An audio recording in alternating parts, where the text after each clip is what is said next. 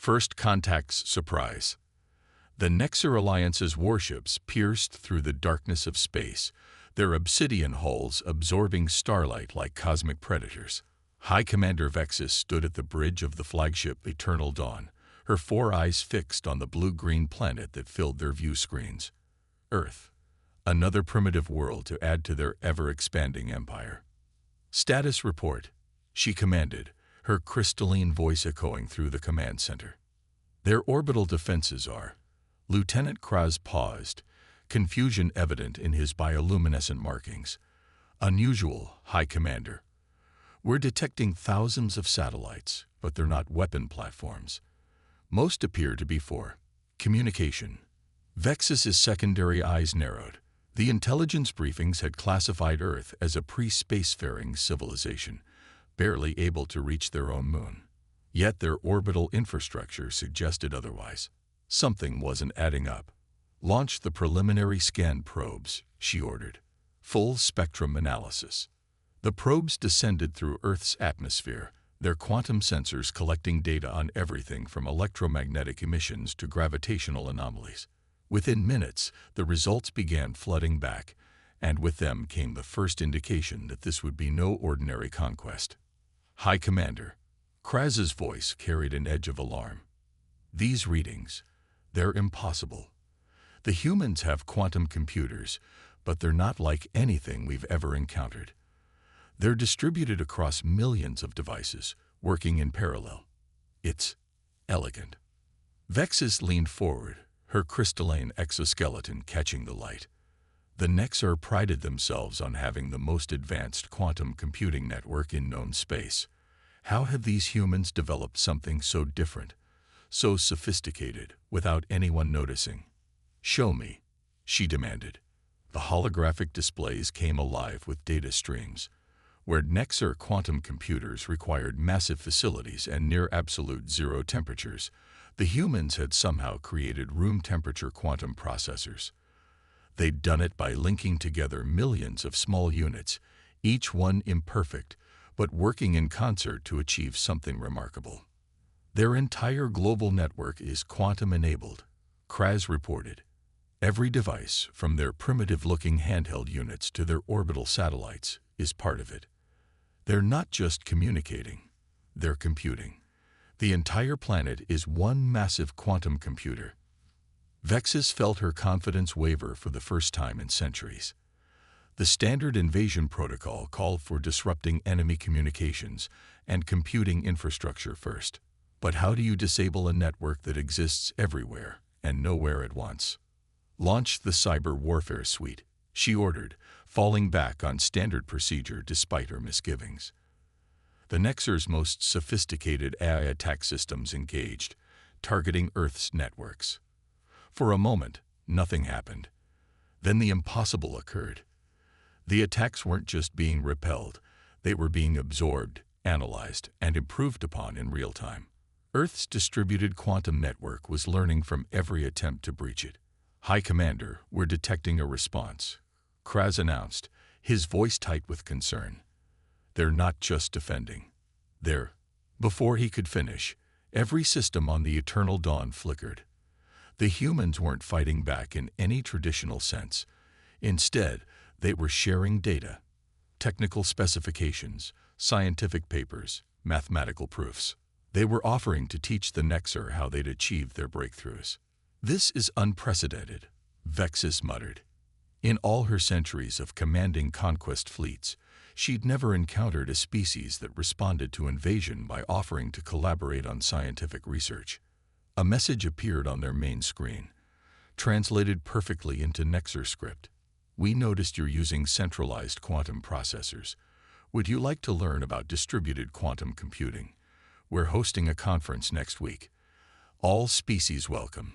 The message was signed by something called the International Quantum Computing Consortium and included detailed proofs of theorems that made Vexus's most experienced science officers gasp in appreciation. As Vexus studied the data streaming across her screens, she realized that the Nexar Alliance had made a crucial error in their initial assessment. They had looked for traditional signs of advancement, massive energy signatures, space-based weapons platforms, fleet movements. Instead, the humans had developed in an entirely different direction, creating technology that was subtle, distributed, and remarkably efficient. "High Commander," Kraz said quietly, "what are your orders?" Vexis stood silent for a long moment, her four eyes taking in the planet below. The humans weren't cowering in fear or preparing for war. They were continuing their daily lives, their quantum network humming with activity, their scientists already analyzing and improving upon the Nexer's probe designs. "Send word to the Alliance Council," she finally said. "Earth is not a conquest target. It's a first contact scenario, and they have technology we need to understand."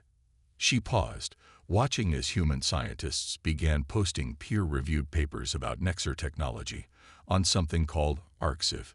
And Kraz, "Yes, High Commander. Register us for that conference. All of us." As the Eternal Dawn systems began receiving update patches from Earth's network, patches that somehow made their quantum processors 30% more efficient, Vexis realized that the humans had achieved victory without firing a single shot. They had won by being so far ahead in their own unique direction that the very concept of conquest had become obsolete. The invasion fleet hung in orbit, their fearsome weapons silent, as their officers began downloading conference schedules and submitting research papers for peer review. Humanity had just joined the galactic community, and they had done it not through warfare, but through sheer intellectual brilliance and a willingness to share knowledge.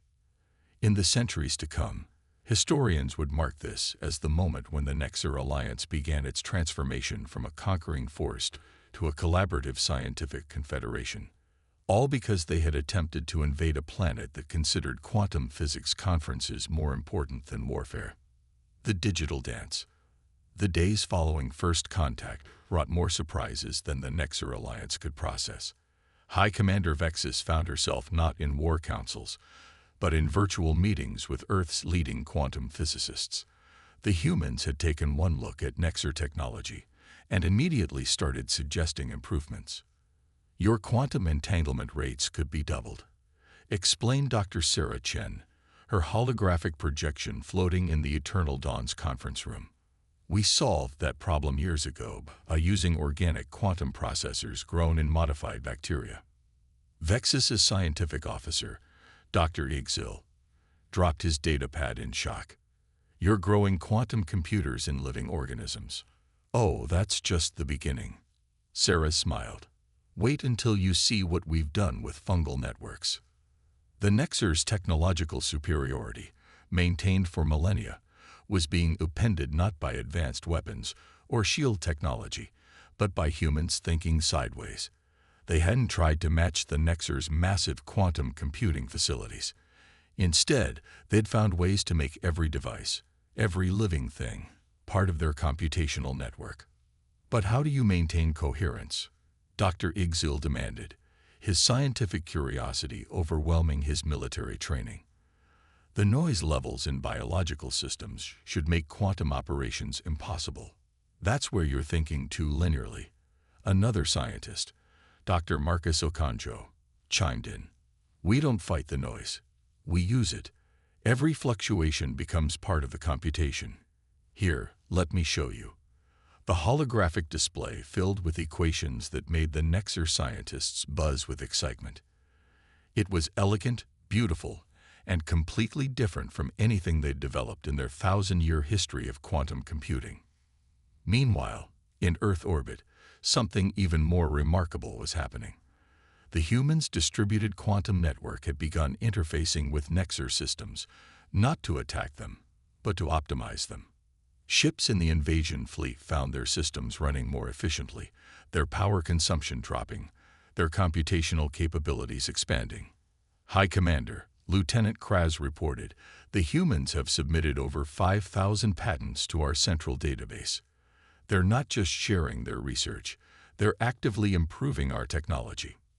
Vexis watched as her mighty invasion fleet was transformed from within. The humans weren't treating them as enemies to be feared or conquered. Instead, they were treating the Nexer as collaborators in the grand project of scientific advancement. Their approach to artificial intelligence is equally fascinating, Dr. Igzul reported, his eyes glowing with excitement. They never tried to create a single, powerful AI. Instead, they developed millions of specialized AIs that work together, learning from each other. It's like their quantum computing network, distributed, resilient, and constantly evolving. The implications were staggering. The Nexar had always believed that technological advancement meant bigger, more powerful, more centralized systems. The humans had gone in the opposite direction, creating technology that was small, distributed, and interconnected. High Commander, a junior officer interrupted. We're receiving an unusual request from Earth. Something called Wikipedia is asking for permission to create articles about Nexar history and culture. They say it's for educational purposes. Vexus found herself laughing, a sound that startled her bridge crew. The humans were already documenting and categorizing them, not as conquerors or enemies, but as another fascinating species to understand and learn from.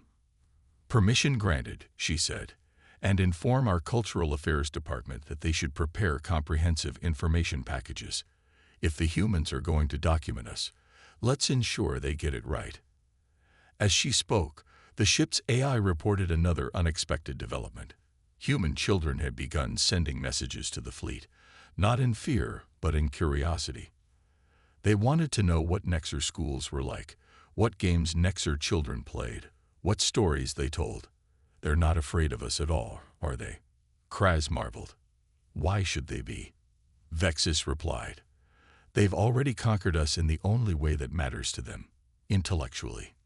The invasion fleet, now transformed into an impromptu scientific expedition, buzzed with activity. Nexar scientists were scheduling lectures at Earth universities. Engineering teams were collaborating on new technologies that combined the best of both species approaches. Cultural exchange programs were being organized. And through it all, Earth's quantum network continued to hum, processing data at rates that seemed to defy physics itself. The humans had turned their entire planet into a vast laboratory of innovation, and now they were eagerly incorporating Nexar knowledge into their experiments. High Commander, Dr. Igzul reported, his voice trembling with excitement. The humans have just shared their research on quantum biology. The implications: this could revolutionize everything from computing to medicine to space travel. Vexus nodded, watching as another set of research papers was transmitted to the Alliance Council.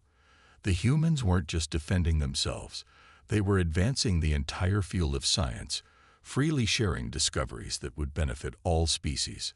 Send word to the Council, she ordered. Earth isn't a planet to be conquered. It's a civilization that could teach us more than we ever imagined.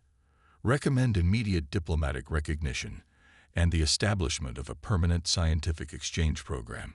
As she spoke, her ship's systems received another update from Earth's network, this one improving their long-range sensor efficiency by 45%.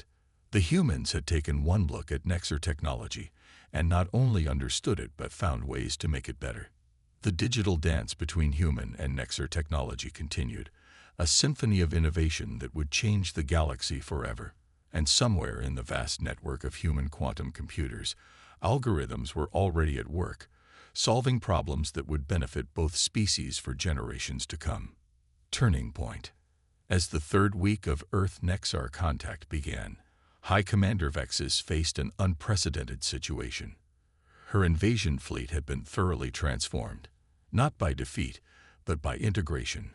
The humans weren't just sharing technology. They were reshaping the very nature of interspecies relations. Another cultural exchange request. High Commander, Lieutenant Kraz reported, his bioluminescent patterns showing a mix of amusement and bewilderment. A group called UNESCO wants to designate the Eternal Dawn as a World Heritage Site in space. They say our ship represents a significant milestone in human-alien cultural contact. Vex's four eyes blinked in succession. They want to make my warship a tourist attraction. Actually, Kraz consulted his updated Earth-compatible tablet. They're proposing a living museum of interstellar cooperation. Several universities have already requested permission to establish research facilities on board. The absurdity of the situation wasn't lost on Vexus. Her mighty invasion fleet, pride of the Nexar Alliance, was being peacefully converted into a symbol of scientific collaboration. And the strangest part, it made perfect sense. Earth's approach to integration was as distributed and varied as their quantum network. Each human culture brought its own perspective, its own innovations, its own way of bridging the gap between species. Indian scientists were incorporating Nexar physics into ancient Vedic mathematical concepts, discovering surprising parallels. Japanese engineers were applying principles of Zen minimalism to Nexar technology, creating elegantly efficient hybrid systems. High Commander, Dr. Igzil interrupted her thoughts, practically vibrating with excitement. You need to see this.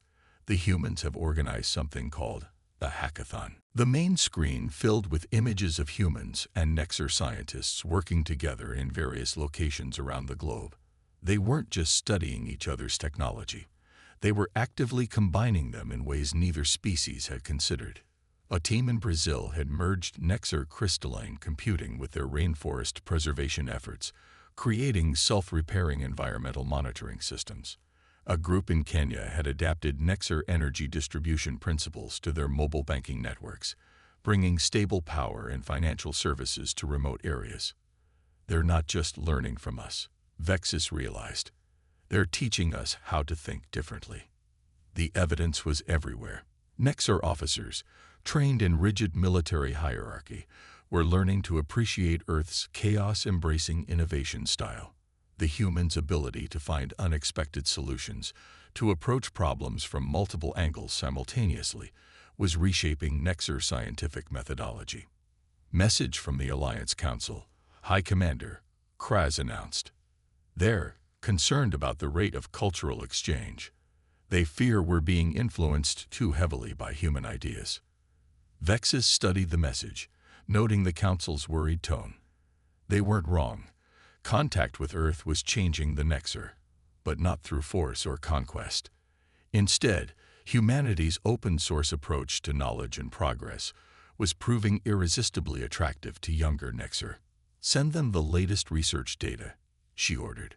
Show them what we've achieved in 3 weeks of collaboration compared to a century of isolated development. The numbers were staggering. Hybrid human Nexar technology was advancing at rates that defy prediction.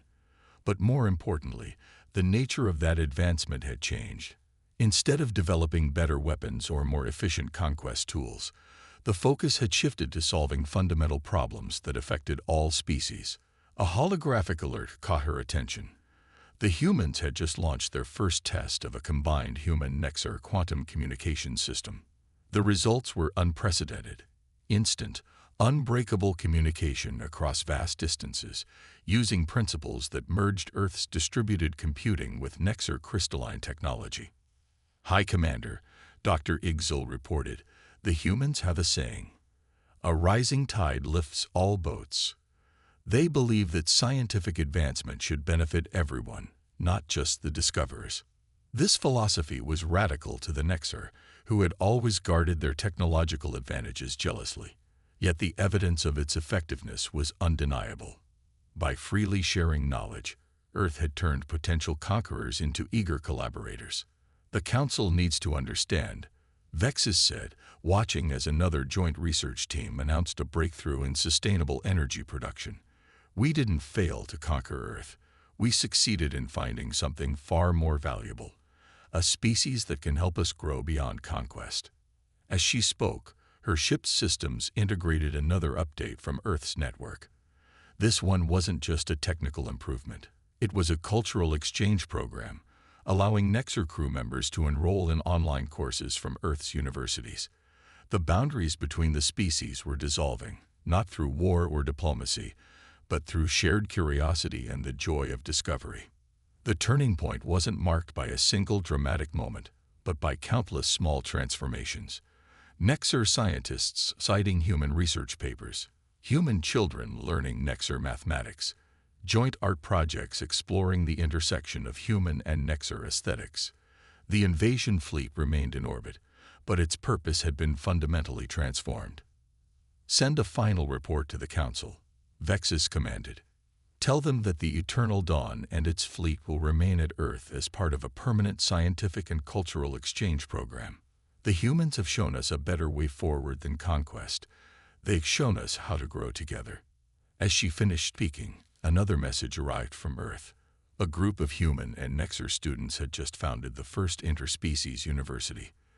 They were calling it the Institute of Collaborative Innovation, and they wanted Vexus to give the opening address. The High Commander smiled, her crystalline features catching the light. The humans hadn't just prevented an invasion. They had made it obsolete by offering something far more valuable than conquest: the chance to learn and grow together. The human element. 1 month into what historians would later call the Great Integration, the Nexar Alliance Council faced an unprecedented crisis. Not a crisis of war or resistance, but one of rapid social change. Reports from Earth were causing upheaval throughout Nexar space as news of human innovation and culture spread across the galaxy. "Another revolution in the Centauri colonies," reported Council Member Zix, her crystalline form shimmering with concern. "But this time, they're not demanding independence. They're demanding human-style educational reforms and open research networks." The Council chamber, a vast crystalline structure that had stood unchanged for millennia, now seemed oddly antiquated compared to Earth's dynamic, evolving systems. Holographic displays showed scenes from across Nexar space. Young Nexar adopting human-inspired collaborative learning methods, traditional research facilities being reorganized into distributed networks, and most shocking of all, spontaneous cultural festivals celebrating Earth's diversity. High Commander Vexus, now serving as Earth's ambassador to the Alliance, stood before the Council. "You're not losing control," she assured them. "You're witnessing evolution. The humans have shown us that true strength comes from adaptation and integration, not rigid stability." On the main display, footage from Earth showed the latest developments. The first hybrid human Nexar city was under construction in New Zealand, its architecture blending crystalline Nexar structures with Earth's organic design principles. Solar panels merged with living plants, quantum processors integrated with natural landscapes, and most importantly, humans and Nexar working side by side as equals. "But their influence is spreading too fast," protested Council Member Rax. "They're changing everything we've built over thousands of years." "Because they're offering something we never knew we needed," Vexus replied. "Freedom to innovate without boundaries. The ability to combine different perspectives to create something new. Look at what they've achieved in just 1 month." The display shifted to show the latest breakthrough. A human teenager in Lagos had combined Nexar crystalline technology with traditional African textile patterns to create a new form of solar energy collection. The design was already being implemented across 3 Nexar colonial worlds, solving their energy crisis while creating beautiful, functional art. "Their children are teaching our scientists," Rax said, his tone mixing disbelief with reluctant admiration. "Exactly," Vexus smiled. "Because they don't see age, rank, or even species as barriers to good ideas. They evaluate concepts on merit alone, and they celebrate every contribution, no matter how small." The Council watched as more reports flooded in. A group of Nexar engineers had adopted human brainstorming techniques, leading to a 300% increase in innovation rates. Human marketing concepts were revolutionizing how the Alliance shared information. Earth's entertainment was spreading through Nexar space, carrying with it ideas about individual freedom and creative expression. "But what about our traditions?" asked Council Member Zix. "Our way of life." "Look again," Vexus gestured to the displays. "The humans aren't erasing our culture. They're helping us enhance it." She was right. In India, Nexar scientists were studying ancient Sanskrit texts, finding parallels with their own mathematical principles. In China, Nexar art was being integrated into traditional brush painting, creating stunning new forms of expression. Every human culture was finding unique ways to connect with and complement Nexar traditions. "They call it fusion," Vexus explained.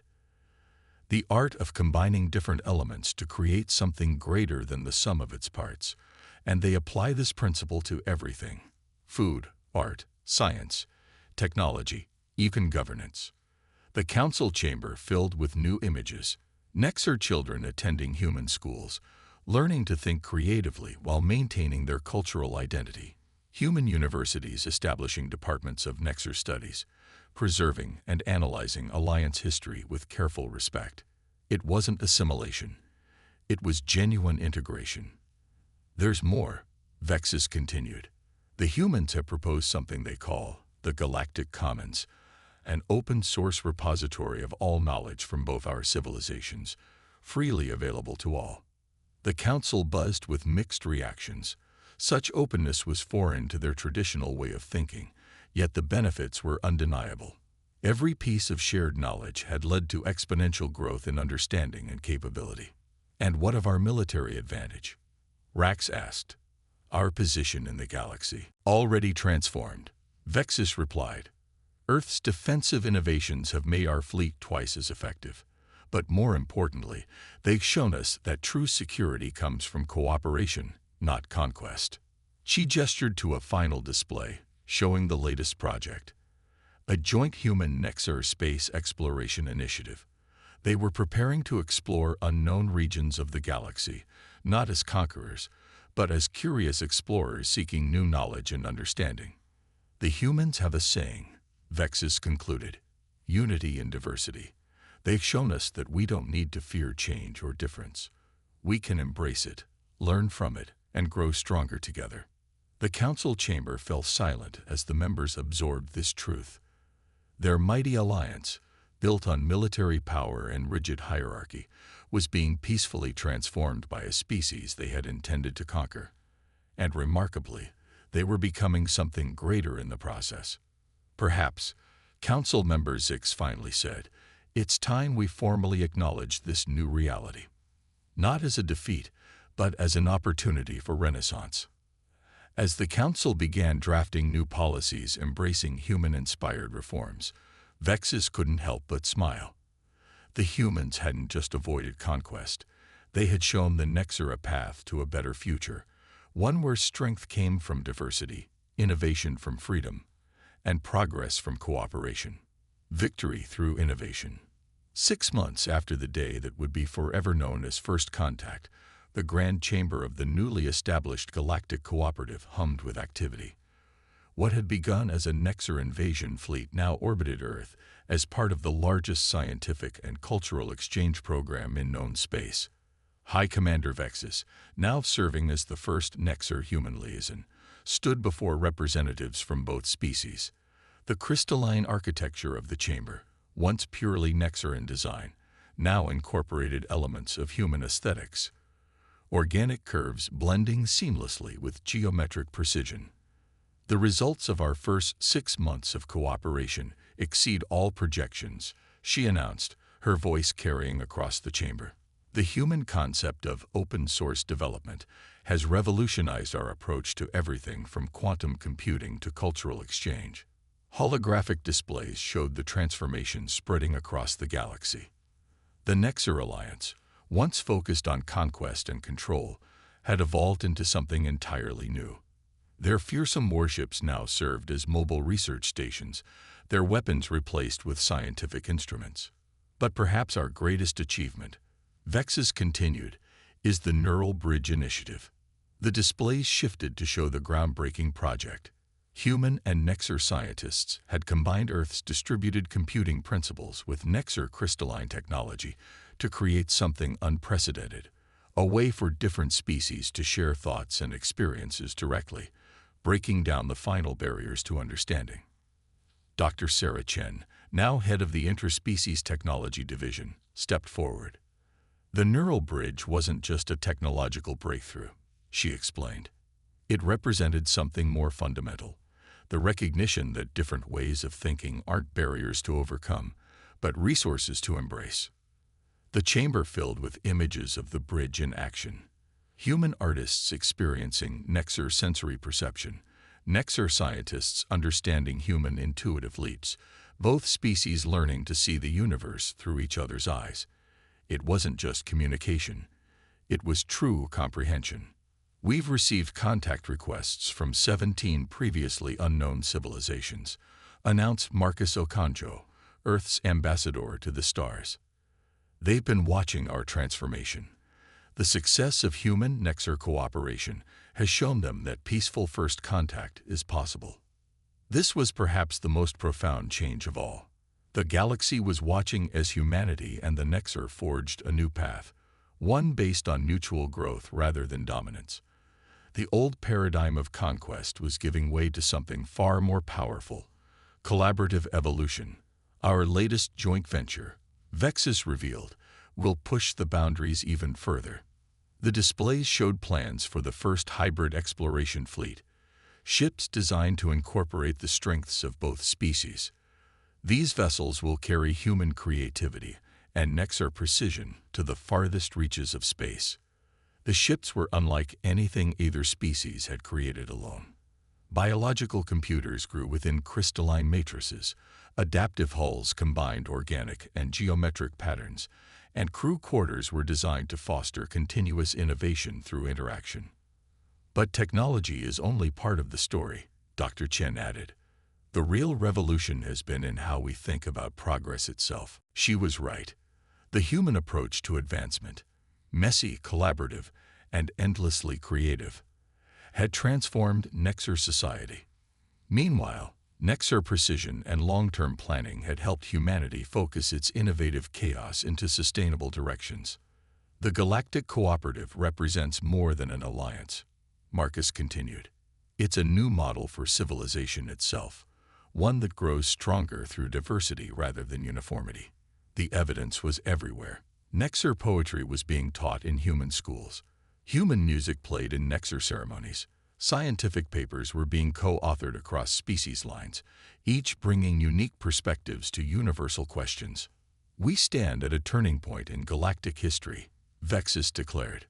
Not because of military might or technological superiority, but because we've learned to see difference as an advantage rather than a threat.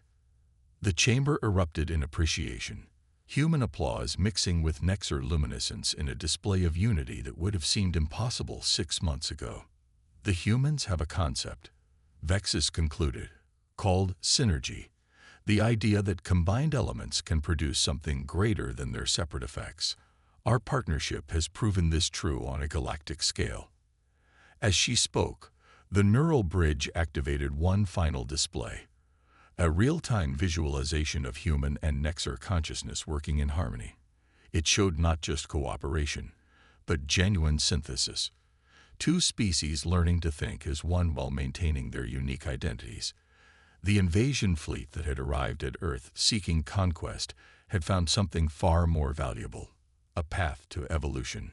Humanity's greatest victory hadn't come through resistance or warfare, but through their fundamental nature, their endless creativity, their embrace of diversity, and their willingness to share knowledge freely. As the chamber filled with plans for future joint ventures, no one present could doubt that this was just the beginning. The galaxy was changing, one shared idea at a time, and at the heart of that change was humanity's most powerful weapon: the ability to turn potential enemies into partners in progress. The stars themselves seemed brighter now, beckoning both species toward a future they would explore together, not as conquerors and conquered, but as fellow travelers on the endless journey of discovery.